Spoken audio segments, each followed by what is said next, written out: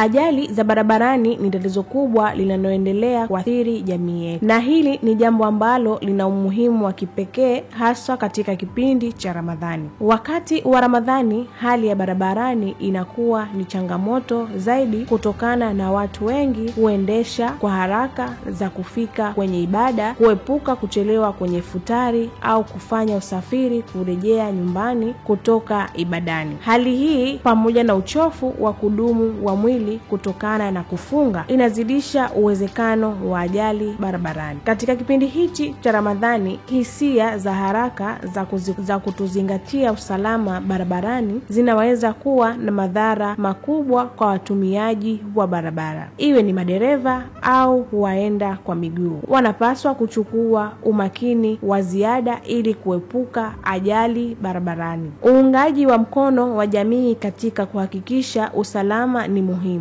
na taasisi zinazoshughulikia usalama wa barabarani lazima ziwe na mkazo katika elimu ya usalama barabarani, hususan wakati wa mwezi huu mtukufu wa Ramadhani. Pia ni muhimu kuwa na uhamasishaji wa kutosha kuhusu athari za madereva wa kiholela, kama vile kuendesha kwa mwendo kasi, kushindwa kuzingatia alama za barabarani na kuzingatia hali ya mwili kwa wakati wa Ramadhani. Hali ya uchovu na upungufu wa maji mwilini inazidi kufanya hali kuwa mbaya, na hili inahitaji katika kuhamasisha matumizi ya akili na busara wakati wa uendeshaji vyombo vya moto barabarani. Aidha, ni muhimu kwa madereva kuchukua mapumziko ya kutosha ili kupunguza uchovu na kupunguza mwendo wa magari ili kudhibiti hatari inaweza kutokea barabarani. Hali ya ajali barabarani inapaswa kuwa ni jukumu la kila mmoja wetu, na kwa kushirikiana na mamlaka husika tunaweza kupunguza vifo na majeruhi yanayosababishwa na ajali barabarani. Kwa kumalizia, tunapaswa kujitahidi kuwa na uwazi na usalama, tukikumbuka kwamba Ramadhani ni wakati wa kumtukuza Mungu kwa ibada na matendo mema, lakini pia ni wakati wa kuhakikisha kuwa tunahakikisha usalama wetu na wengine